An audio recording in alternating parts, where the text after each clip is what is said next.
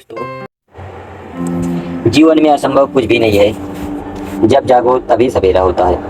अगर आपको यह लगता है कि मेरे जीवन में बहुत से बुरे काम किए हुए हैं और इन सभी गलत कामों को सुधारने के लिए कोई भी विकल्प नहीं है, तो आपको गौतम बुद्ध की जीवन की यह कहानी एक बार अवश्य ही सुननी चाहिए। तो चलिए कहानी को शुरू करते हैं। एक किसान एक दिन बुद्ध के पास आया और बोला, महाराज, मैं एक साधारण सा किसान हूँ। बीज बोकर, हल चलाकर अनाज को उत्पन्न करता हूँ और तब उसे ग्रहण करता हूँ, किंतु इससे मेरे मन को तसल्ली तो नहीं मिलती। मैं कुछ ऐसा करना चाहता हूँ जिससे मेरे खेत में अमृत के फल उत्पन्न हो। आप मुझे मार्गदर्शन दीजिए जिससे मेरे खेत में अमृत का फल उत्पन्न होने लगे। बात सुनकर बुद्ध मुस्कुराकर बोले, भले व्यक्ति, तुम्हें अमृत का फल तो अवश्य ही मिल सकता है, किंतु इसके लिए तुम्हें खेत में बीज न बोकर अपने मन में बीज बोने होंगे। यह सुनकर किसान हैरानी से बोला, प्रभु, आप यह क्या कह रहे हैं? भला मन के बीज बोकर भी फल को प्राप्त कर सकते हैं? बुद्ध बोले, बिल्कुल हो सकते हैं, और इन बीजों से तुम्हें जो फल प्राप्त होंगे वे वाकई साधारण न होकर अद्भुत होंगे, जो तुम्हारे जीवन को भी सफल बनाएंगे और तुम्हें नेकी की राह दिखाएंगे। किसान ने कहा, प्रभु, तब तो मुझे अवश्य ही बताइए कि मन में बीज को कैसे बोएं। बुद्ध बोले, तुम मन में विश्वास के बीज बो, विवेक का हल चलाओ, ज्ञान के जल से सींचो और नम्रता का उर्वरक डालो। इससे तुम्हें अमृत का फल प्राप्त होगा। इसे खाकर तुम्हारे दुख दूर हो जाएंगे और तुम्हें असीम शांति का अनुभव होगा। बुद्ध से अमृत का फल की प्राप्ति की बात सुनकर किसान ने की आंखें खुल गई और वह समझ गया, अमृत का फल सब विचारों के द्वारा प्राप्त ही किया जा सकता है। गौतम बुद्ध किसी उपवन में विश्राम कर रहे थे। बच्चों का एक झुंड तभी आया और पेड़ पर पत्थर मारकर आम गिराने लगा। एक पत्थर बुद्ध के सर पर लगा और उससे खून बहने लगा। बुद्ध की आंखों में आंसू आ गए। बच्चों ने देखा, भयभीत हो गए। उन्हें लगा कि अब बुद्ध उन्हें भला बुरा कहेंगे। बच्चों ने उनके चरण पकड़ लिए और उससे क्षमा याचना करने लगे। उनमें से एक बच्चे ने कहा, हमसे बड़ी ही भूल हो गई है, मेरी वजह से आपको पत्थर लगा और आपके आंसू आ गए। इस प्रकार बुद्ध ने कहा, बच्चों, मैं इसलिए दुखी हूँ कि तुमने आम के पेड़ पर पत्थर मारा तो पेड़ ने बदले में मीठे फल दिए, लेकिन मुझे मारने पर मैं तुम्हें सिर पे भय दे सका। एक बार भगवान बुद्ध ने अपने अनुयायियों के साथ किसी गांव में उपदेश देने जा रहे थे। उस गांव से पूर्व ही मार्ग में उन लोगों को जगह जगह बहुत सारे गड्ढे खुदे हुए थे। बुद्ध के एक शिष्य ने गड्ढे को देखकर जिज्ञासा से प्रकट किया, आखिर इस तरह के गड्ढे खुदे होने का तात्पर्य क्या है गुरुदेव? बुद्ध बोले, पानी की तलाश में किसी व्यक्ति ने इतने गड्ढे खोदे हैं। यदि वह धैर्य पूर्वक एक ही स्थान पर गड्ढा खोदता तो उसे पानी अवश्य ही मिल जाता, पर वह थोड़ी देर गड्ढा खोदता और पानी न मिलने पर दूसरा गड्ढा खोदना शुरू कर देता। व्यक्ति को परिश्रम करने के साथ साथ धैर्य भी रखना चाहिए। एक बार भगवान बुद्ध भिक्षा के लिए एक किसान के यहाँ पहुँचे। तथागत भिक्षा के लिए आया देखकर किसान उपेक्षा से बोला, श्रवण, मैं हल जोतता हूँ और तब खाता हूँ। तुम्हें भी हल जोतना और बीज बोना चाहिए, तब खाना खाना चाहिए। बुद्ध ने कहा, महाराज, मैं भी खेती ही करता हूँ। इस प्रकार किसान जिज्ञासा हुई, बोले, गौतम, ना तुम्हारा हल देखता हूँ, ना तुम्हारा बैल, ना खेती स्थल पर आप कैसे कह सकते हैं कि आप भी खेती करते हैं? आप कृपया अपनी खेती के संबंध में समझाइए। बुद्ध ने कहा, महाराज, मेरे पास श्रद्धा का बीज, तपस्या रूपी वर्षा, प्रजा रूपी जोत और हल है। पाप भारत के दंड है, विचार रूपी रस्सी है, स्मृति और जागरूकता रूपी हल्की फाल और पेनी है। मैं वचन और कर्म के संयत रहता हूँ। मैं अपनी इस खेती को बेकार घास से मुक्त रखता हूँ और आनंद की फसल काट लेने का प्रयत्नशील रहने वाला हूँ। अप्रमाद मेरे बैल ही है जो बाधा देखकर भी पीछे मुंह मोड़ता नहीं है। देखकर वह मुझे सीधा शांति धाम तक ले जाता है। इस प्रकार मैं अमृत की खेती करता हूँ। और एक बार बुद्ध से मलुक पुत्र ने पूछा, भगवान, आपने आज तक यह नहीं बताया कि मृत्यु के उपरांत क्या होता है। उसकी बात सुनकर बुद्ध मुस्कुराए। फिर उन्होंने उससे पूछा, पहले मेरी बात का एक जवाब दो। अगर कोई व्यक्ति कहीं जा रहा हो और अचानक कहीं से आकर उसके शरीर में एक विष बुझा बाण घुस जाए तो क्या करना चाहिए? पहले शरीर में घुसे हुए बाण को निकालना ठीक रहेगा, या फिर देखना कि बाण किधर से आया है और किसे लक्ष्य कर मारा गया है? मलुक पुत्र ने बोला कि पहले तो धसे हुए बाण को निकालना चाहिए, अन्यथा पूरे शरीर में फैल जाएगा। बुद्ध ने कहा, बिल्कुल ठीक कहा तूने। अब तुम यह बताओ, पहले इस जीवन के दुखों का निवारण का उपाय किया जाए या मृत्यु की बातों के बारे में सोचा जाए। मनु के पुत्र अब समझ चुका था और उसकी जिज्ञासा शांत हो गई।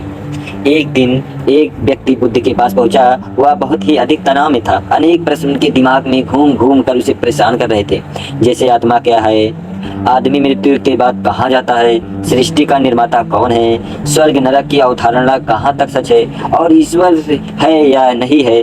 उसे इन प्रश्नों का उत्तर नहीं मिल रहे थे। जब वह बुद्ध के पास पहुंचा तो उसने देखा कि बुद्ध को कई लोग घेर कर बैठे हैं। बुद्ध उन सभी के प्रश्नों के जिज्ञासाओं का समाधान अत्यंत सहज भाव से कर रहे हैं।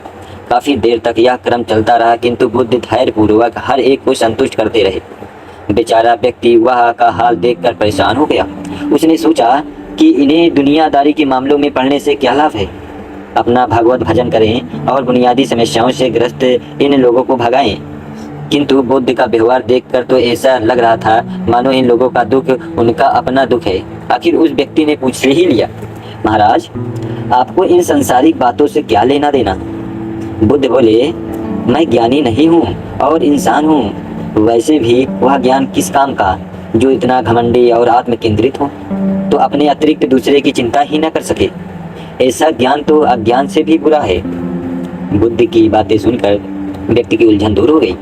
उस दिन से उसकी सोच व आचरण दोनों ही बदल गए। कथा का सार यह है, ज्ञान तभी सार्थक होता है जब वह लोक कल्याण में संलग्न हो। महात्मा बुद्ध एक गांव में ठहरे हुए थे। वे प्रतिदिन शाम को वहां पर सत्संग करते थे और भक्तों की भीड़ से विरोधी है, क्योंकि उनके प्रवचनों के जीवन में सही दिशा बोध प्राप्त होता था। बुद्ध की वाणों में गजब का ही जादू था। उसके शब्द की श्रोता के दिल में उतर ही जाता था। एक युवक प्रतिदिन बुद्ध का प्रवचन सुनता था। एक दिन जब प्रवचन समाप्त हो गए तो वह बुद्ध के पास गया और बोला, महाराज, मैं काफी दिनों से आपके प्रवचनों को सुन रहा हूँ, किंतु यहाँ से जाने के बाद मैं अपने गृहस्थ जीवन में वैसा सदाचारण नहीं कर पाता जैसा यहाँ से सुनकर जाता हूँ। इससे सत्संग के महत्व पर शंका भी होने लगती है। तो बताइए मैं क्या करूँ। बुद्ध ने के युवक को बांस की एक टोकरी देते हैं और उसने में पानी भरकर लाने को कहा। युवक टोकरी में जल भरने को पानी भरने का असफल रहा और कार्य नियंत्रण जारी रखने के लिए कहा। युवक प्रतिदिन टोकरी में जल भरने का प्रयास करता, किंतु सफल नहीं हो पाता। कुछ दिनों के बाद बुद्ध ने उनसे पूछा, इतने दिनों से लगातार जल में टोकरी में डालने से नजर आया युवक। युवक बोला, एक फर्क जरूर नजर आया। पहले टोकरी के साथ मिट्टी जमा होती थी, अब वह साफ दिखाई देती है।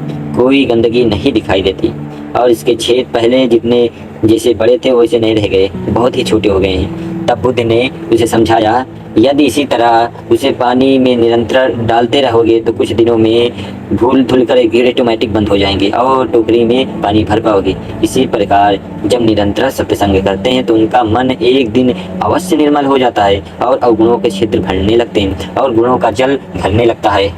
युवक ने बुद्ध से अपनी समस्या का समाधान पा लिया। निरंतर सत्संग दुर्जन से भी सज्जन हो जाते हैं, क्योंकि महापुरुषों की पवित्र वाणी उनके मानसिक विकारों को दूर करने और सद विचारों को आलोक प्रसारित कर लेती है। एक आदमी को बुद्ध ने सुझाव दिया कि दूर से पानी लाते हो, क्यों नहीं अपने घर के पास एक कुआं खोद लो, हमेशा के लिए पानी की समस्या से छुटकारा मिल जाएगा। सलाह मानकर उस आदमी से कुआं खोदना शुरू कर दिया, लेकिन 7-8 फीट खोदने के बाद उसे पानी तो क्या, गीली मिट्टी का भी चिन्ह नहीं मिला। उसने वह जगह छोड़कर दूसरी जगह खुदाई करना शुरू कर दी, लेकिन 10 फीट खोदने के बाद उसमें पानी नहीं निकला। उसने फिर तीसरी जगह कुआं खोदने का प्रयास किया, लेकिन यहाँ भी निराशा ही हाथ लगे। इस क्रम में उसने 8-10 फीट के कुएं 10-15 कुएं खोद डाले, पर पानी नहीं मिला। वह निराश होकर बुद्ध के पास गया और बुद्ध को बताया कि मैंने 10 कुआं खोद डाला पर पानी मुझे नहीं मिला। बुद्ध को आश्चर्य हुआ। वे स्वयं चलकर उस स्थान पर आए जहां उसने 10 गड्ढे खोदे हुए थे। बुद्ध ने उन गड्ढों की गहराई देखी और सारा माजरा समझ गए। फिर वे बोले, 10 कुएं खोदने की बजाय एक कुएं में ही तुम्हारा अगर सारा परिश्रम लगा देते तो शायद आपको पानी मिल जाता। सब गड्ढे को बंद कर दो, केवल एक को गहरा करते जाओ और पानी निकल ही आएगा। उसने बुद्ध की बात मानकर एक ही परिणाम स्वरूप कुआं खोदने को कहा और पानी आखिर निकल ही आया। सबने बुद्ध की जय जय करने लगे और धन्ना सेठ के पास से 7 पुष्ट पालन के लिए जितना भी धन था, उसका व्यापार चारों ओर फैला हुआ था, किंतु फिर भी उसका मन आसान था। कभी धन की सुरक्षा की, कभी व्यापारिक प्रतिस्पर्धा में आगे निकलने का तनाव, चिंता तनाव के कारण उसका अस्वस्थ रहने लगा। उसके मित्र उसकी गिरती हुई दशा को देखी, उसने बुद्ध के पास जाने की सलाह दी। सेठ बुद्ध के पास पहुंचा और अपनी समस्या को बताई। उसने सतावना देखी हुए कहा, तुम घबराओ मत, तुम्हारा कष्ट अवश्य ही दूर हो जाएगा, बस तुम यहाँ कुछ दिन रहकर ध्यान किया करो। बुद्ध ने कहे अनुसार सेठ ने रोज ध्यान करना शुरू कर दिया, किंतु सेठ का मन ध्यान में नहीं लगा। जैसे ही वह ध्यान में करने बैठते थे, वह वहाँ उसके मन में कई तरह के उमड़ने लगे विचार। तब सेठ बुद्ध के पास वन के कालीन भ्रमण में कर रहा था। उसके पैर में एक कांटा चुभ गया। वह दर्द के मारे कहने लगा, बेहतर होगा कि तुम जी खड़ा होकर कांटे को निकाल डालो, तभी ही दर्द को आपको मुक्ति मिल जाएगी। सेठ ने मन को खड़ा कर कांटा को निकाला और उसे चैन मिल गया।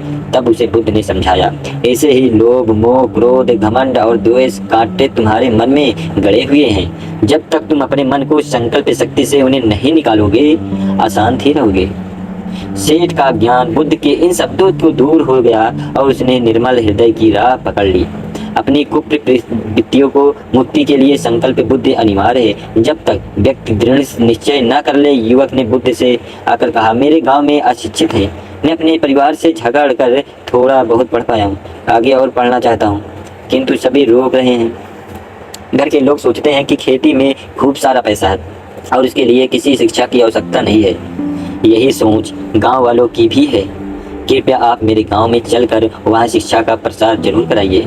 बुद्ध युवक की बात मानकर गांव आ गए। धर्म विरूपी ग्रामीण बुद्ध का सत्कार किया, रोज उनकी प्रवचन सुनने लगे और आने भी लगे। बुद्ध जब भी शिक्षा का महत्व बताते हुए ग्रामीण विरोधी मत रखते।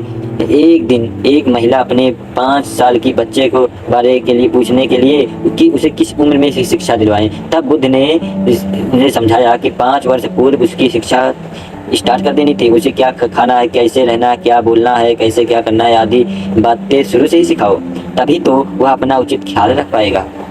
बुद्ध की यह बात सही ग्रामीण के समझ में आया। उन्होंने अपने बच्चों को विद्यालय भेजना शुरू किया। यह समय वर्षा का था। युवक ने लोगों को जल संग्रहण की तकनीक बताई।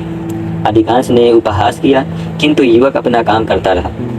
बुद्ध का सहयोग प्राप्त था, इसलिए किसी ने उसका खुलकर विरोध नहीं किया। जब गर्मी में भीषण जल संकट के कारण फसलें सूखने लगी, तो युवक ने कुएं खुदवाए, जिनमें जल संग्रहण की तकनीकी के कारण खूब सारा पानी निकला। ग्रामीण अब शिक्षा का महत्व समझ चुके थे। धीरे धीरे संपूर्ण गांव में शिक्षित हो गया। गांव हर उम्र में अर्जित किया जा सकता है। यही ज्ञान हमारे जीवन में आने वाली समस्याओं का समाधान की राह सुझाता है। आम्रपाली बौद्ध काल में वैशाली के ब्रिज संघ के इतिहास प्रसिद्ध लिच्छवी के राज्य के नृत्यगाना थे। इनका नाम आम्रपाली या आम्रपालिका भी है। आम्रपाली अत्यंत सुंदर थी और कहते हैं जो भी उसे एक बार जो देख लेता उस पर मुग्ध हो जाता था। अजात शत्रु उसके प्रेमियों में था। वह उस समय उपलब्ध साहित्य में अजात शत्रु के पिता बिंबिसार के भी गुप्त रूप से उसका प्रणयार्थी बताया गया है। आम्रपाली को लेकर भारतीय भाषाओं में बहुत से काव्य, नाटक और उपन्यास लिखे गए। एक बार की बात है, महात्मा बुद्ध अपने शिष्यों के साथ घूमते हुए वैशाली नगरी में पहुंचे। वैशाली को उस समय 16 महाजन पदों के महत्वपूर्ण जनपद माना था, जिसकी ख्याति दूर दूर तक फैली हुई थी। यह नगरी परम वैभवशाली और हर तरफ से संपन्न थी। महात्मा बुद्ध की आने की बात पूरी करने के लिए bye bye, take care. Public study IQ channel पे सब्सक्राइब, कमेंट, शेयर जरूर करके ही जाएं।